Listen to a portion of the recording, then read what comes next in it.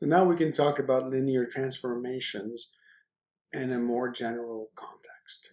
We won't be saying that much about them in your second year classes and third year classes. In linear algebra, you will study them in full detail, and you can have linear transformations from any vector space to any other vector space. We're going to stick to transformations for Rn to Rm.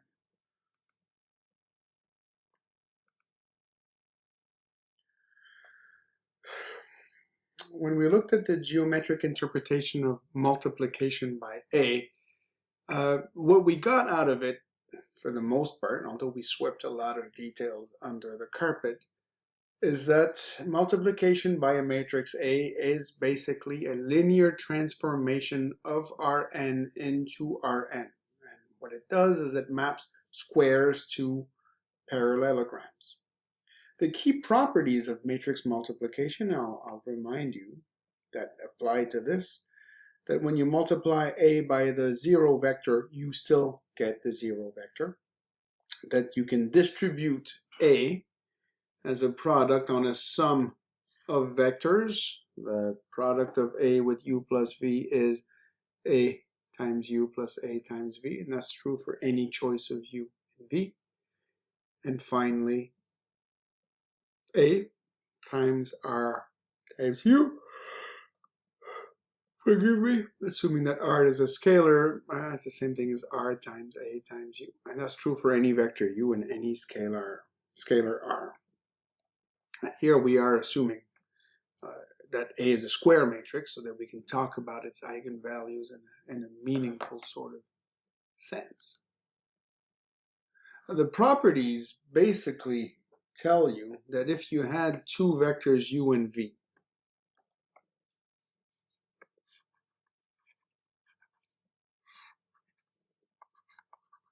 you look at their sum, U plus V,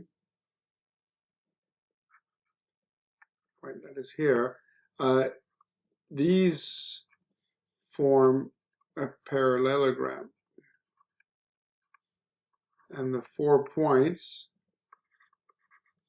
of that parallelogram get mapped or sent to 4 different points. The points A times 0, A times U, A times V, and here you'd have A times U plus V, which by the properties of matrix multiplication is exactly the same as A times U plus A times V. So it's conceivable, mind you, that when you do that, the resulting figure could be degenerate. That's to say that A times U, A times V, and AU plus AV all lie on the same line. That's going to happen if A times U and A times V are linearly dependent. You don't have a choice, they're part of the same one-dimensional subspace, so when you add them together, you can't really leave the subspace. In particular, line segment U, so not just the corner here at U or the point at U, but the whole line segment would get mapped to AU and V would get mapped to AV. Right, so you're transforming the full parallelogram into another parallelogram, which may actually end up being degenerate. Now, let's say that you have U and V some arbitrary vector spaces, not necessarily Rn and Rn for both of them. A linear transformation between the subspaces or the spaces, vector spaces, is a map T that satisfies this property right here. That when you apply T to the sum Ru plus SV, so to the linear combination Ru plus SV. And in fact, you want to do this for every linear combination of U and V, then this is equal to the corresponding linear combination of Tu and Tv. So T of Ru plus SV would just be R of Tu plus S of Tv. And coefficients here are the same. The coefficients S and S are the same.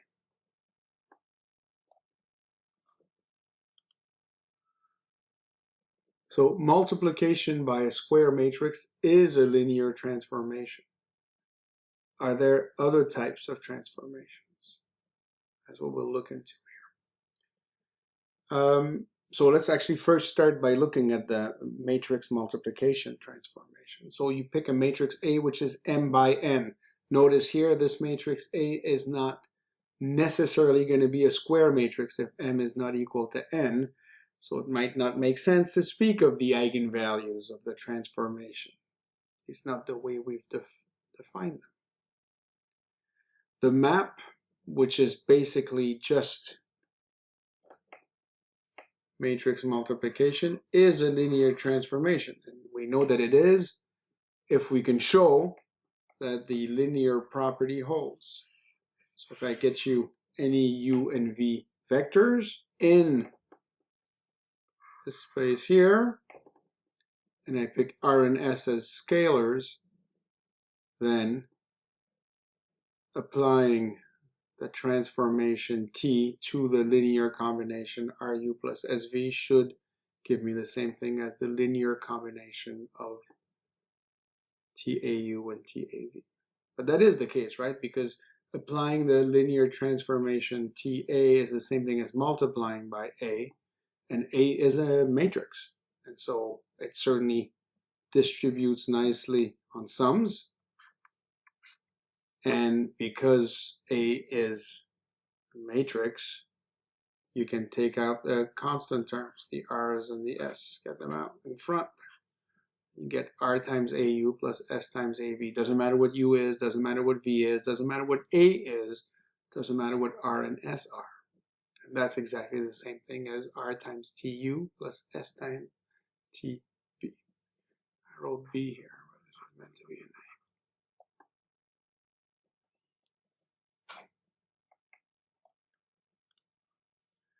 What about the projection? Right? You take subspace W, let's say a subspace of R3, and you project any vector in R3 to the nearest vector in the subspace W. W here is going to be specifically the plane of equation x minus z is equal to 0. So the first and third coordinates are the same, and the second coordinate can be anything you want. So can we find a formula for this projection? Well, it's not difficult to do if you notice that the orthogonal complement of W, the perpendicular subspace, is going to be spanned by the normal vector. And the normal vector is 1, 0, minus 1, which you can read off directly from the canonical description here of the plane. So if I have any vector in R3, I can easily project the vector u in R3 on the orthogonal complement using the formula, right? This is a space which is spanned by one vector.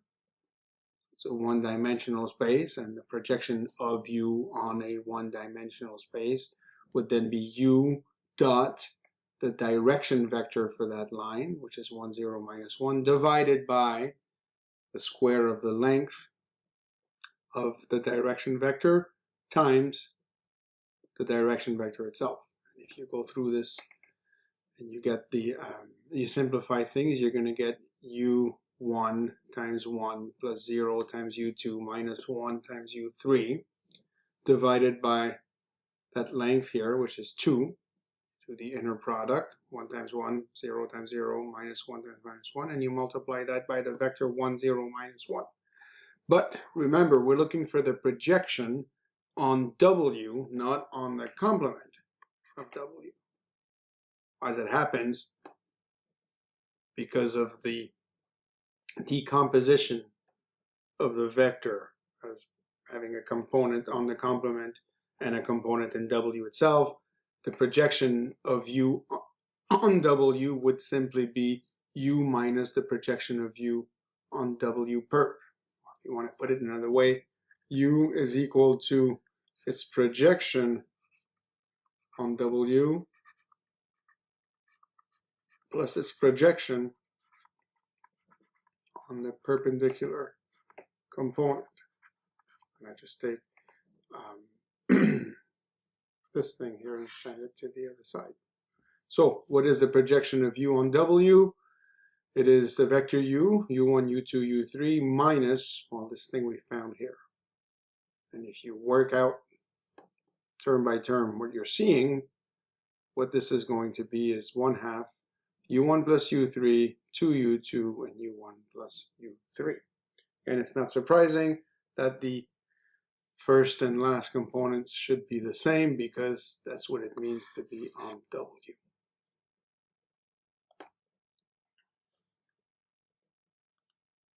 All right, so we have a formula for this projection, this application or transformation, which we're going to call T. And there's two things for us to verify, really. I wrote them as one thing when we were looking at the transformation of a linear combination, but we can also break it down into the transformation on a sum and the transformation on a scalar multiple of a vector. So what we would like to show is that the projection of u plus v on W is the same as the projection of u on W plus the projection of v on W. So let's just write u as the vector u1, u2, u3, and v as the vector v1, v2, v3. Then the projection of this new vector, which we could call W if you wanted to, well, how do we get it? It's half of the sum of the first component and the last component, then twice the second component, and again the sum of the first component and the third component. And in this new vector u plus v, the first component is u1 plus v1, as is the third one, u3 plus v3, and the second component is u2 plus v2. And now we can separate those using the rules that we have for the addition of real numbers. u1 plus v1 plus u3 plus v3, that's the same thing as u1 plus u3, and then plus v1 plus v3. So we can break it down this way. Same thing with 2u2 plus v2, that's the same thing as 2u2 plus 2v2. Right? And then we can distribute the 1/2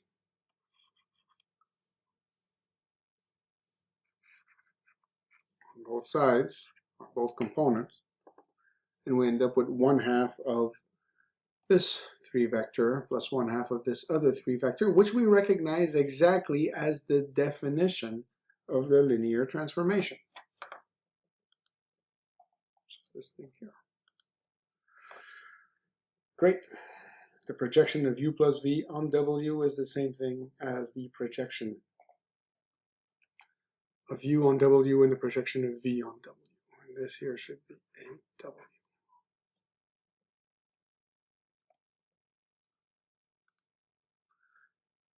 We do it for the transformation on a scalar multiple. We need to show that the projection of r times u on W is the same as r times the projection of u on W. We display it the same way. If u is u1, u2, u3, then ru would be ru1, ru2, ru3.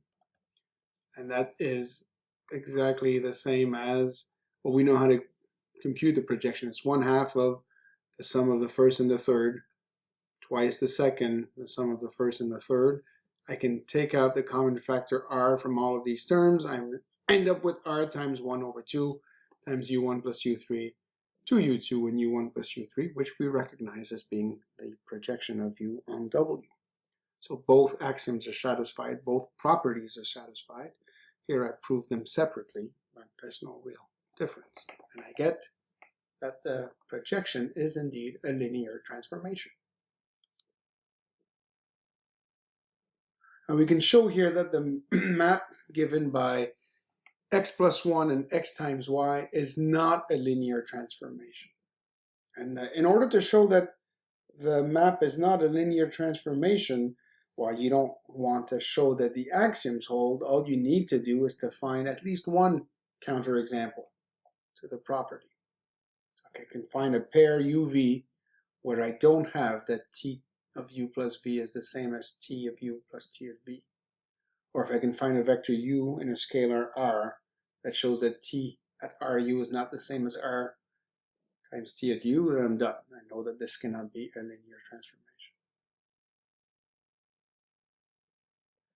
In fact, what we're going to show is not just finding one counterexample, but to show that for most vectors and most scalars, the axioms don't hold, the properties don't hold.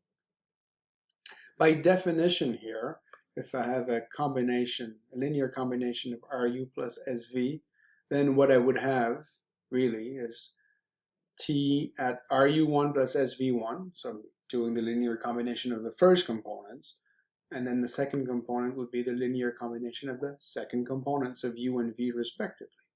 So okay, so T of RU plus SV, that's the same thing as T of RU1 plus SV1, RU2 plus SV2. And by definition, in this specific example, the transformation takes the first input, adds 1, and that it puts it in the first entry of the output, and then it takes the product of the first input and the second input, and it puts that in the second component of the output, product of x and y. So the transformation on RU plus SV would be RU1 plus SV1 plus 1 for the first component, and RU1 plus SV1 times RU2 plus SV2. So that's one side of the property that we're going to show is not equal to the other side. The other side, R times T at U plus S times T at V, that would be R times U1 plus 1, U1, U2. That's the output of just T at U. And then S times V1 plus 1, V1, V2, which is the output of T at V. And if you simplify things a little bit, distribute the R on this 2 vector, distribute the S, and then add the components pairwise, you get RU1 plus SV1 plus R plus S. That's the first component, and RU1 U2 plus SV1 V2. So, I mean, they're not equal in general, these two things. Like in particular, sure, you have an RU1 plus SV1 here and RU1 plus SV1 here, so that looks promising. But the reality is you have a plus 1 here, and here you have R plus S. And in fact, this is supposed to be true no matter what R and S are. But in order for this to be true, you would definitely need that R plus S is equal to 1. So if I had picked R is equal to 2 and S is equal to 3, then obviously down here I would have RU1 plus SV1 plus 5, and here I have RU1 plus SV1 plus 1. And these two things cannot be equal. So you cannot have equality in general. Hence, this transformation here is not a linear transformation.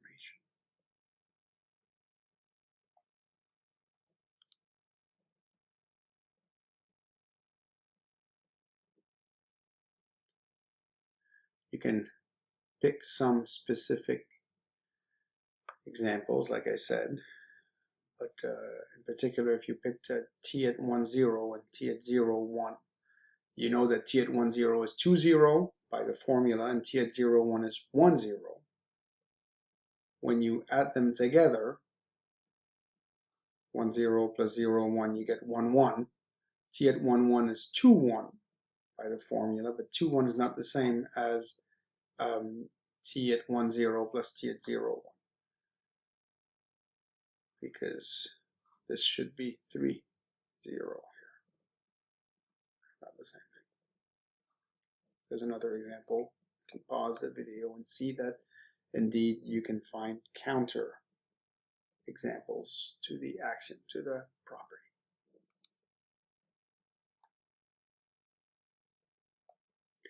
Now, there's something about proving that a transformation is linear that is very reminiscent of the subspace test.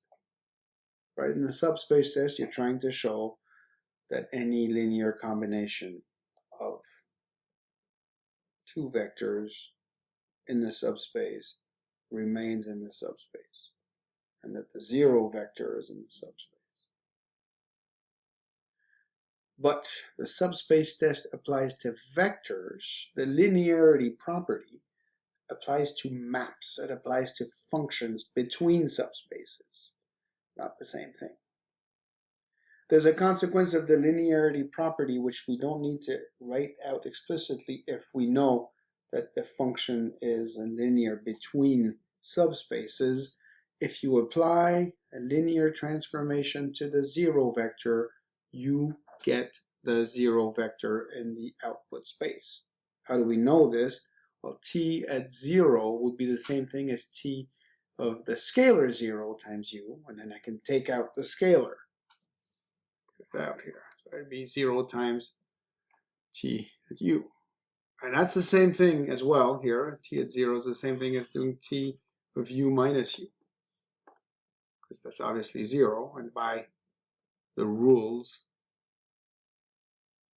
of linearity, that's the same thing as t at u minus t at u. And well, these two things are identical. So whether you go this route or this route, you get that t at 0 is 0. Now remember, this could be the 0 in the input space, and this could be 0 in the output space, and they might not be the same, right? If the input space is a n-dimensional space and the output space is m-dimensional, then you don't have the same object.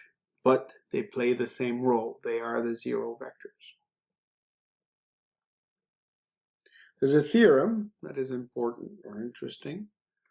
If you have a linear transformation between two spaces, and u1, u2, all the way up to un is a basis of u, then you can absolutely know what the transformation t does on any vector in u if you know what it does on the basis vectors.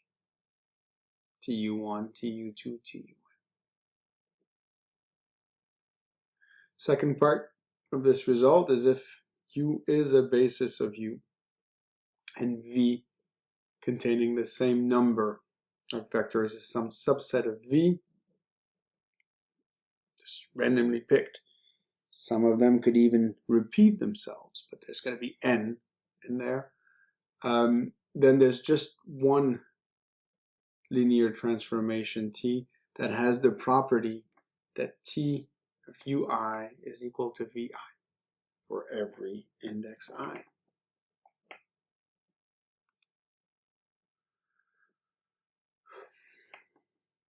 I am not going to read the proof to you. It is here. You can pause the video and make sure you understand what it says.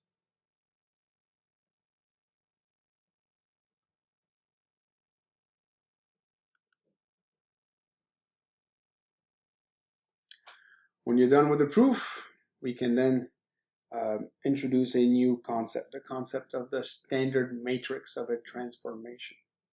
So imagine that you have a linear transformation.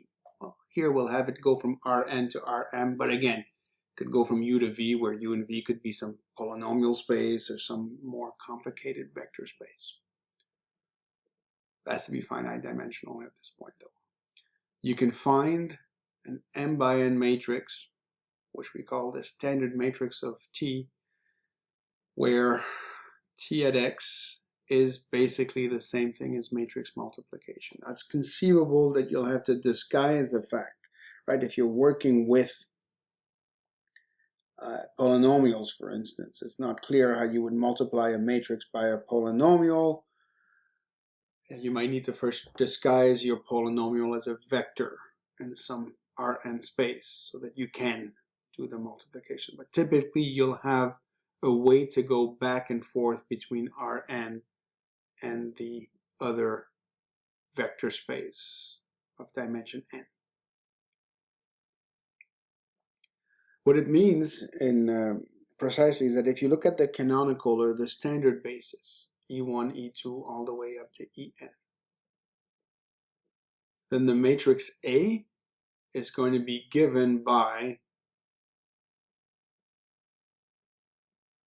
matrix you obtain when each column is the application of the transformation T to a different basis vector from the standard basis.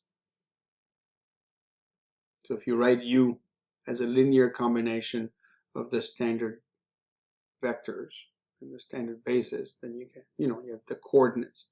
U is U1, E1 plus U2, E2, and so on, all the way up to UN, En. T at U being linear transformation will be the same as U1 times T at E1 plus U2 times T at E2, and so on, all the way up to UN T at En. But taking linear combinations, it's the same thing as matrix multiplication, right? The vector U, which is here, it's just U1, U2, U3, all the way up to UN as a column.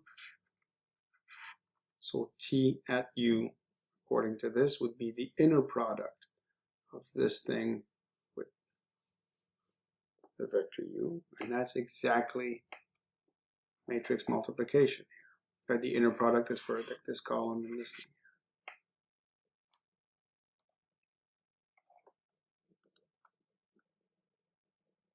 So let's go back to the transformation T, which was a projection onto the plane W that we had defined previously. And we'd seen that T at U1, U2, U3 was 1/2 U1 plus U3, 2U2, and U1 plus U3. So what's the standard matrix? All you really need to do is to compute the projection of the vectors 1, 0, 0, 0, 1, 0, and 0, 0, 1 onto that subspace W. So basically replace U1, U2, U3 by 1, 0, 0, 0, 1, 0, and 0, 0, 1 here. And then you get your columns, because the transformation on 1, 0, 0 is 1/2, 0, 1/2. On 0, 1, 0 is exactly 0, 1, 0, and on 0, 0, 1 is 1/2, 0, 1/2. So there's your matrix here. So this here is the transformation here. This one is this transformation here. And this one is the transformation. Sure enough, A times U is exactly the same thing as T times U if you do the product, start to finish.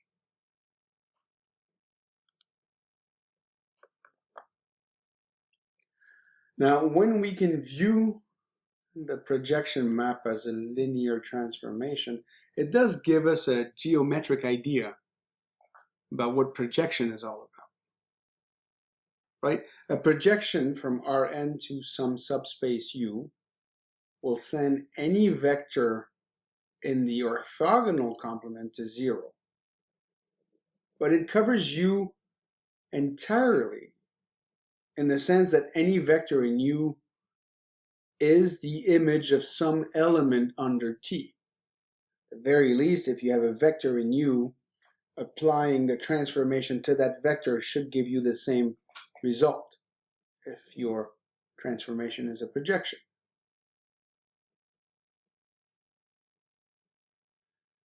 So a bunch of things get mapped to 0, and everything in U gets hit by the transformation. There's some pre-image, some vector that gets sent to anything in U by the function T.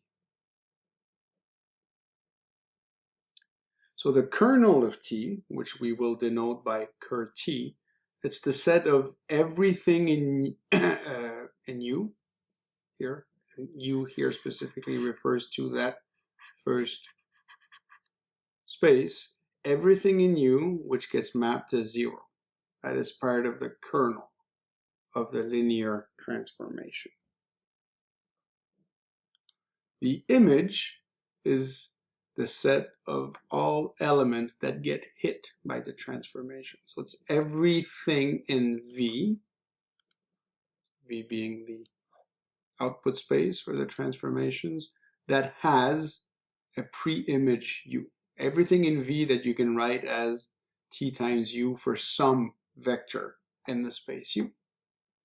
The kernel of t and the image of t are both subsets of vector spaces, right? I mean, we have the kernel of t, which is contained in u, and we have the image of t, which is contained in V. But it's more than them being subsets. They're in fact subspaces.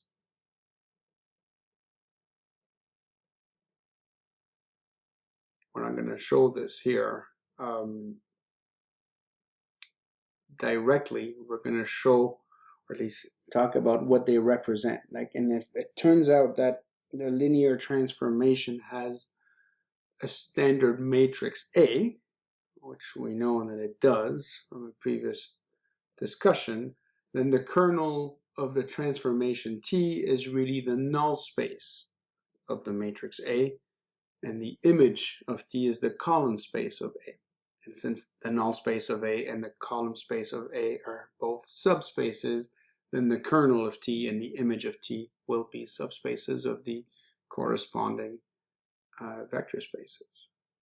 That first equality is obvious once you remember that T at U is the same thing as A times U. And so the null space of A is everything here that gets mapped to 0, and they're both the same thing. For the second one, all you need to do is to go back to definition of the column space of A as the image of A. That's something we talked about when we discussed vector spaces associated to matrices. And that leads us to a more general statement of the rank nullity theorem. If you have a linear transformation T from U to V where U and V are subspaces or vector spaces, then dimension of the kernel of T plus the dimension of the image of T should add up to n. N being the dimension of the space U, the starting space. If T sends the entirety of the starting space U onto a subspace of the image space V, whose dimension is equal to the dimension of U, then you don't have a choice. The kernel must be the 0 subspace. If the dimension of the image is smaller than the dimension of U, then there's a bunch of missing dimensions that have to go somewhere, and they end up in the kernel of T. That's the sort of intuitive understanding for what's going on.